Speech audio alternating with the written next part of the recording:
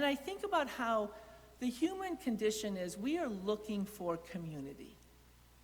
We want and need community. We get into friendships. I think of little kids, particularly little girls tend to do this, but they want to claim someone as their best friend. Everyone wants a best friend. People like to get into a love relationship because they want to be the most important person to someone else. It's what is behind sororities and fraternities or, team sports and pride. It's kind of hard being from Cleveland to really always be gung-ho on our Cleveland pride with our sports teams. But we keep going, don't we? We keep standing firm. We're proud Cleveland sports fans. Competition and comparison can be so problematic when it makes us decide who's included and who's excluded. It starts with a great goal of being a team together, being a community. We tend to gravitate toward people who are like us because like attracts, right? Well, okay, we won't go there scientifically, but in human nature, psychologically, we tend to be attracted and drawn to people who are like us. And then what happens is we tend to push away or judge or find things that we don't like in people that are different from us. And often they're based on superficial characteristics, things that we can see or things we hear about. We are all part of God's community. We are all part of God's eternal people. We belong to God. As Christians, we belong to Christ.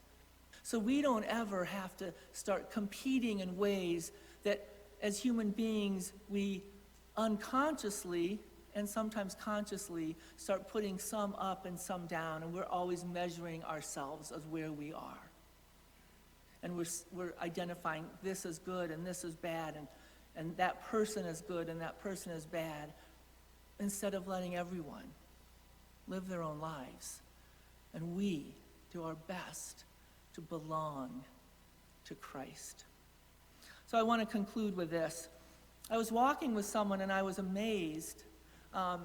They found a little penny, just a penny on the ground. Now, I don't know about you. I don't know if you're one of those, you're superstitious and you pick up pennies or you don't, or you only pick up ones that are face up or face down, or I don't know, how you see it. But I always pick up a penny because you know what? A penny's a penny. It's money. So I see a penny, I get that penny. I was walking with someone, and I saw the penny, but it was closer to where they were, and I wasn't going to say anything.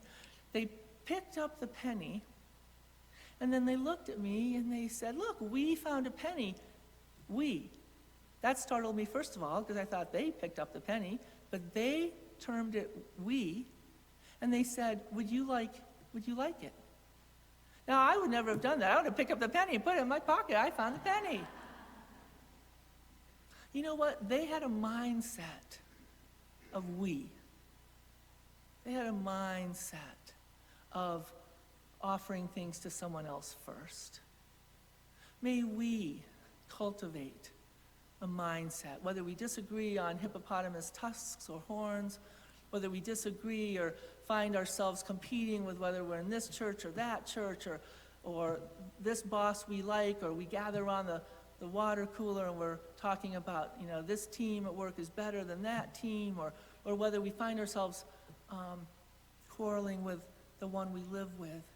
May we instead cultivate a mindset that we are all on the same team. It's God's team, and God has our back, and He has everyone else's back too.